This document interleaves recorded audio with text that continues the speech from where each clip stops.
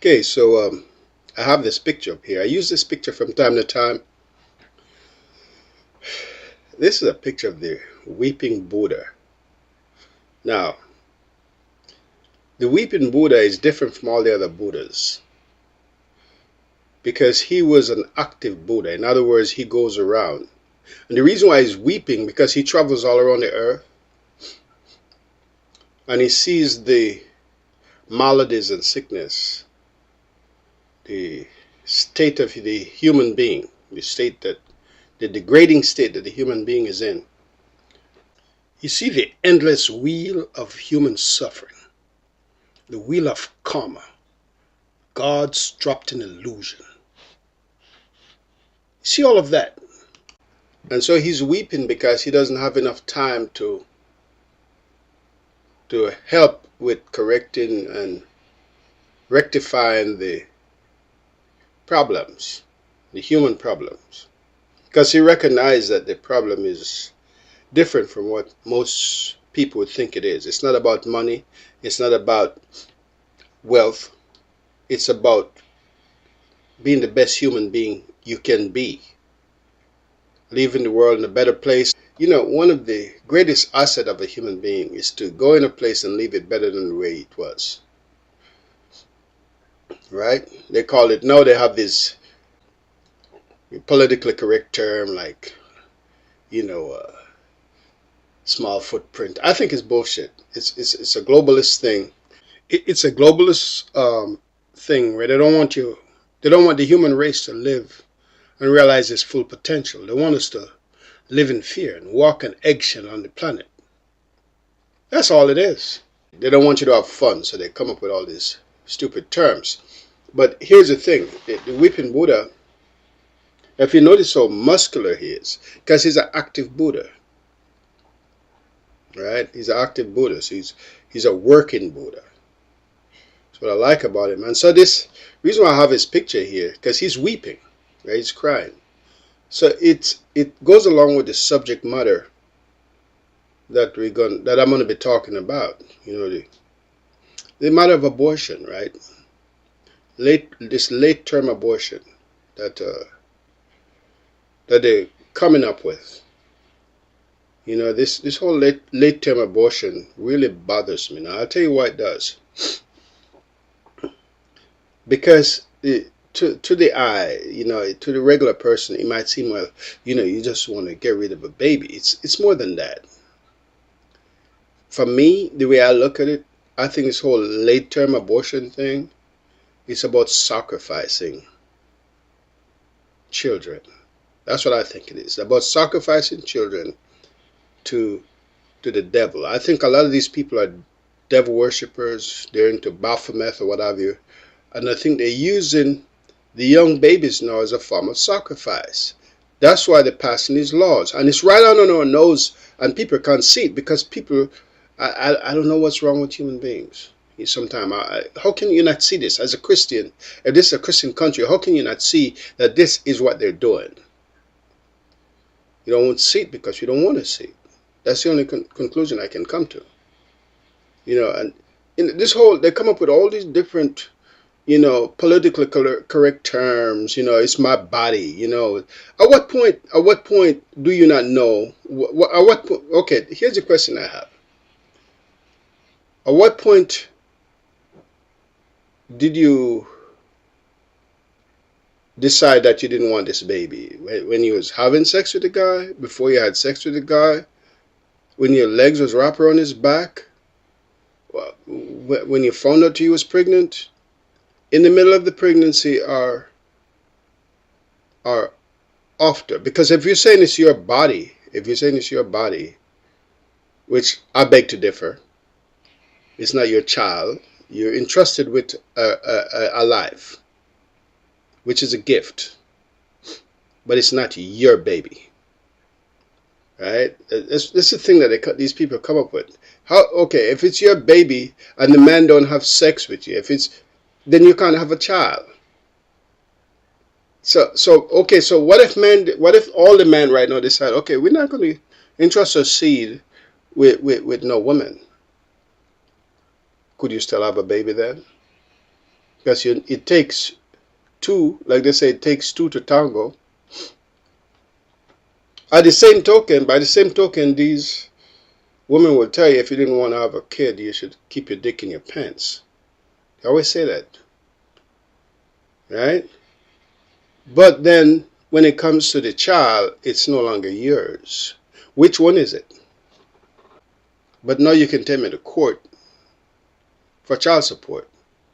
You see the double speak here? See the double speak?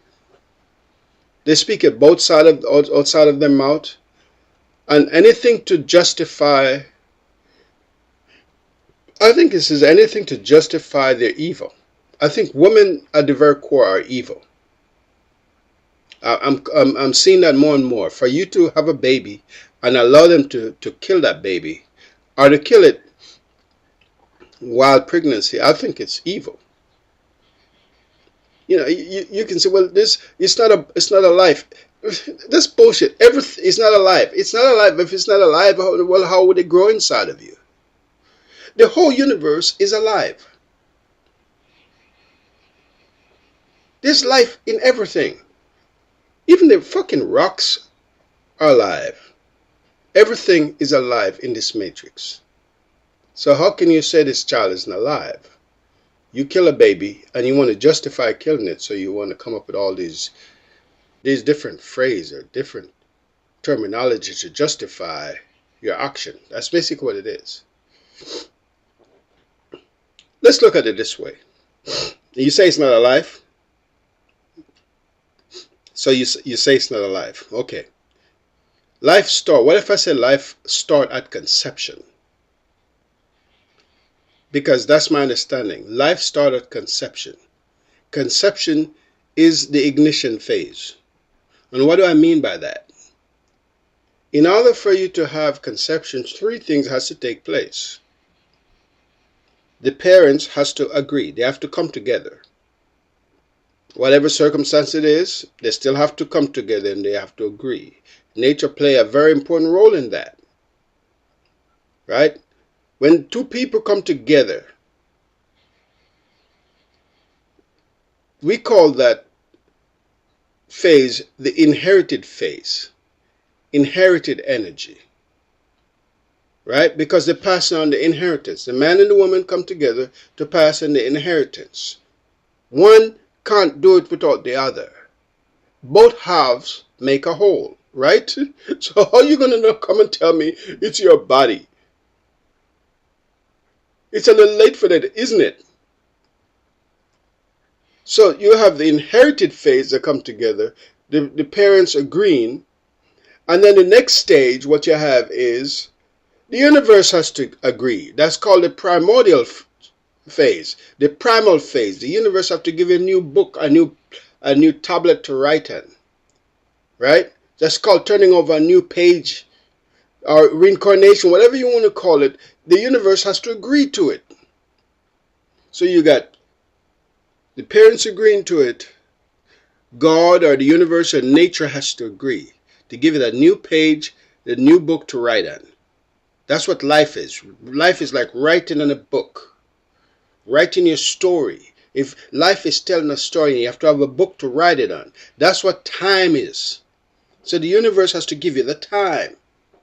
So in life, what we're doing, we're writing on the pages of time.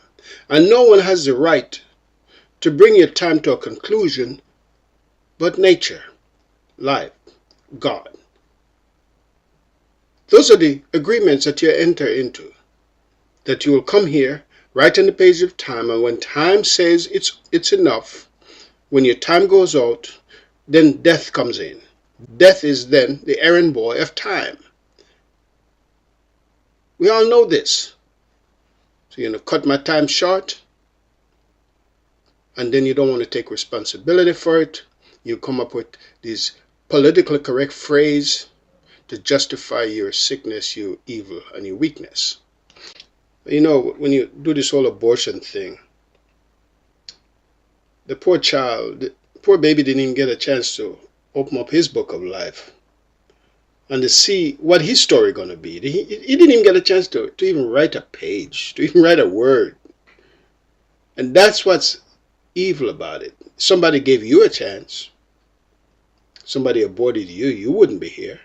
So when you snuff someone's life out, you stopping their life before they were able to establish the full time on this planet. That's what the evil is. You're taking my time away. So I got my new book.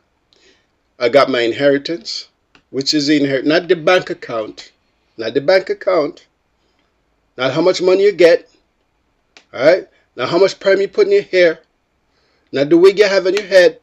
That's not the inheritance. The inheritance is in my genetics. That's why you look at Michael Jordan. He could do the stuff he does. Muhammad Ali, all these great masters. That's the inheritance. They're calling upon their inherited chi, their inherited energy between the mother and the father. The father carried the seed, and the mother nurtured that seed into development. Now, the next stage, so we got first two stages. You got the parents coming together, right? You got the universe agreeing to it. But this third stage is you. You have to agree. You have to bring something to the table. And that's the karma. That's your energy. Your personal experience. You know, in every Asian tradition, pregnancy wasn't just a given. Life was a gift. It was an exciting time. And the reason why it was an exciting time was because people were excited about this new child, this new life that is coming into the community, that's coming into the village or what have you. They want to see what new talent he's going to be bringing. What new addition, what new gift. What new idea? Is he going to be a genius? Is he going to be he's going to have a lot of physical strength? What is this guy going to be like? Is he going to be a music genius? Is he going to be a musician? Is he going to bring us laughter? Is he going to bring us joy and happiness? What's he going to be like? So they want to provide the parents want to provide a good vehicle. They want to give him the best chance to survive and express himself. This new life, you want to make sure that they hit the ground running. You see? So they want to give him the every chance possible to succeed. But they ask, because they want to know that if he's here to fulfill his purpose, they want to make sure that he is given the tools to do that. He's not hindered. He wasn't a burden. Because life is not a burden. Life is a gift. That's why That's why when you produce a child, when you decide to bring a child in this world, you have to be responsible. You have to choose carefully who you're going to bring this child in this world with. It's not something you just do willy-nilly. Huh? This is not a joke. Now, how the fuck are you going to come and tell me that this is your body? Once you agree to this, once all of this is taking place, you're going to say, it's my body. I do whatever. No, it's not your body. You don't do whatever you want to do with it. Because somebody had to agree for you to be here. So how are you going to come with that fuck? That's pure fuckery. That's pure fuckery at the highest level. And that's why I'm saying this abortion thing, any nation that does this, in the end, falls. Remember what Jesus said? Remember what Jesus said? Better for a millstone to be tied around your neck and you're cast into the bottomless pit than you hurt one of these young ones. That's his words now. I don't know if it's directly how he says it. That I don't know if that's a direct word, but I know it's generally that's what he meant. So this is what's going to happen. You do this late-term abortion because you want to use it as a guide to do all the sacrifice and all this stuff. It's a blood ritual, whatever you all want to do to feed Baphomet, because you have to keep feeding him blood, because that's everything you do is about blood, Going to other country, killing people, they're sacrificing. It's all about blood. But at the end of the day, it's a road to nowhere. You'll have killed thousands of people. I hear black women on the web talking about black men should rise up and they should do this and they should fight for us. And I'm thinking, well, how are we going to do that? Well, we don't have the manpower to do it. You kill off the soldiers. I mean, so we had like for the last 30, 40 years, you aborted 50 million of the babies. That's the army right there. So what we're going to do? We're going to rise up and what we're going to use to fight the government? Mud? We're going to build little mud soldiers? You bitches are out of your own fucking mind. To the tune of 200 and something thousand babies, whether a year or more. 2,200. I forgot the number a day. It's just not sustainable. And why would I want to fight to bring this country down to make your life better? What's so good about your life? Actually, I kind of like the way things are. Yeah, let somebody run this shit for a while. And you know something? Why would I want to bring something down that is about to fall anyway? Let it die a natural death. I don't want to own this shit. Look, this whole abortion thing bothers me. It's a very deep thing. And you know something? I'm looking at the Buddha here, and I'm thinking, that's where all the great religion starts. The Buddhism, the Taoism, men decide they're not going to participate no more. They're going to turn around and turn their back on this stuff. You see, to kill this God, which is vanity and all of that, the only thing you need to do is not engage it. That's why my tells I kill God. If it's God, you can't really kill it, right? If it's real, but just not engaging. And that's what MGTOW is right now. That's what these MGTOW and Ibmore brothers are about right now. MGTOW and Ibmore is nothing but spiritual recall. They're just taking a page out of all the great religions. And this how they're going to turn their back on this shit. That's all it is. They're saying we're not going to participate anymore. Because if we don't play with you, if we don't give you our seed, if we don't give you, woman, our seed, you can't abort it. Now let's see how fucking great you are then. And all men come to that. If all men should come to the realization right now, so we're not going to give you our seed for you to abort it and sacrifice it. We're not going to do that anymore. Let's see how great you are then. It's your body. Okay, we agree with you. We're just not going to give you our seed for you to abort, for you to destroy. And we'll see how quick you motherfuckers come to your senses, bring you motherfuckers to your knees. This shit really bothers me. And men need to wake up. As men, we need to start waking up and say, wait a minute. This is our power. We're going to take our power back from you. You don't have nothing. You don't have no bargaining chips. You have nothing to bargain with. You got a pussy. That's it. And then you're going to turn around. You'll get a gift of life. You're entrusted with a gift of life and you want to terminate it. Well, fuck you then. Fuck you very much. But you know what's crazy about this whole abortion thing? What people don't understand? I don't think women, especially women, I don't think they understand the karmic and spiritual implication behind abortion.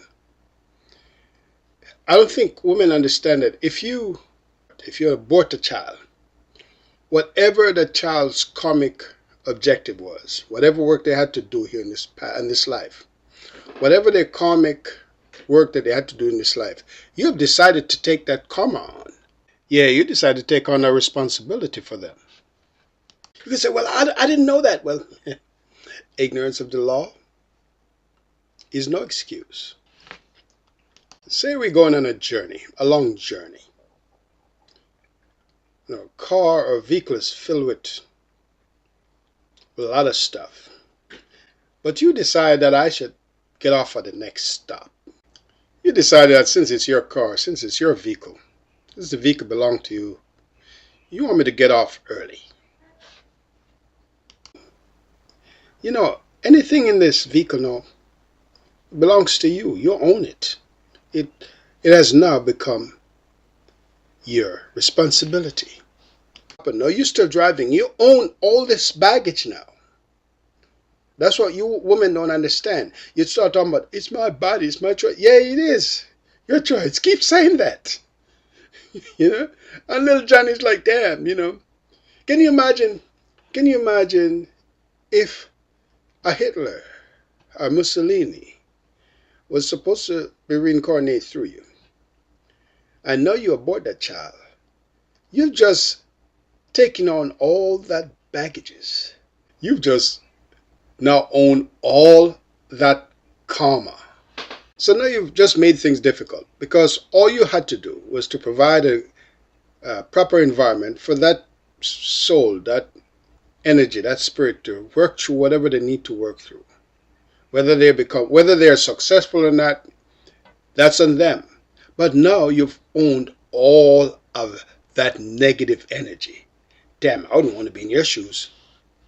So keep saying that, oh, this is my body. This is my choice. Yeah, it is your body. It's your choice. No, you own it. You might think you're taking the easy way out and don't realize that you've just made your karma, your life that much harder in so many different ways. Why you think some of you are walking around and looking like zombies with this heavy karmic load, and you don't even know what it is. You can't negotiate or navigate your way through it. You block your path. You set little Jimmy free. You know, I could see a lot of spirits now coming saying, this is the best time to be born because they'll just take on our karma for us. We don't have to do shit. We just got to pass. We just graduate to the next class. Move on to the next life. Hey, you know, because you know what they're going to do. They're going to abort us. So if you abort me, I don't have to come and take this class. You don't have to take on this karma. You decide you're going to take this on from me. Thank you, Mom. It was very nice knowing you. Goodbye. Have a nice day.